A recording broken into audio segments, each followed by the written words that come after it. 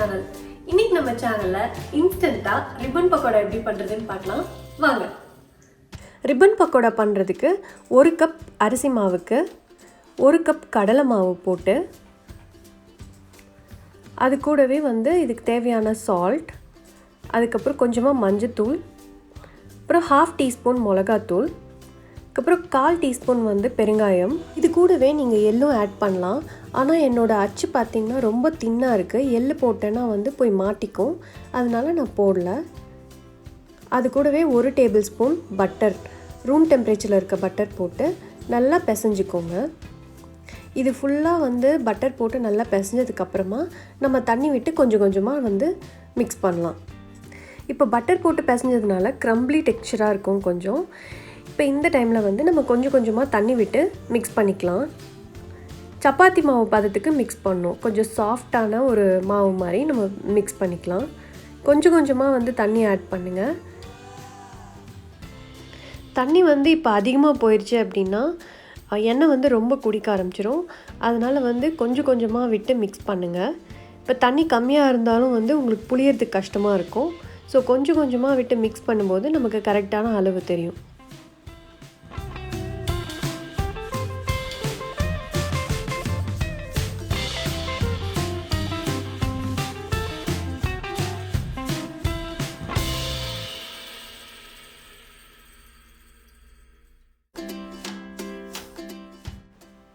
இங்கே பாருங்கள், இந்த மாதிரி பிசைஞ்சதும் நான் டச் பண்ணி காட்டுறேன் எப்படி இருக்குன்னு பாருங்கள். நல்லா சாஃப்டாக கை வச்சோன்னே ப்ரெஷர் இல்லாமல் உள்ளே போகுது பார்த்தீங்களா? இதுதான் கரெக்டான பதம். இப்போ நான் ரிப்பன் பக்கோடா அச்சு எடுத்து போட்டு அதில் கொஞ்சமாக இது ஃபுல்லாக மாவு ஃபில் பண்ணிவிட்டு நம்ம புளிய ஆரம்பிச்சிடலாம்.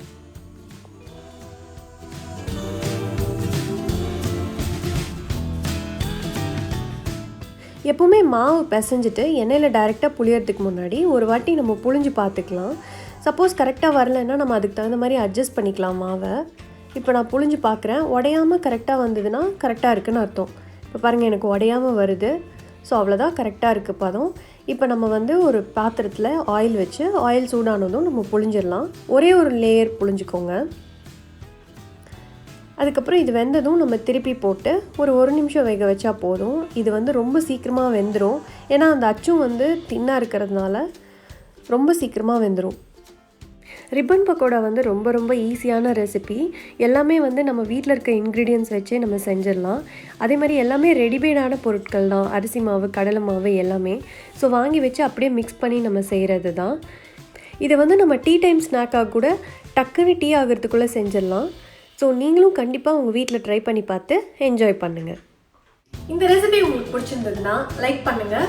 நான் போடுற வீடியோஸ் எல்லாம் உங்களுக்கு பிடிச்சிருந்ததுன்னா நம்ம சேனலுக்கு சப்ஸ்கிரைப் பண்ணுங்கள். நன்றி.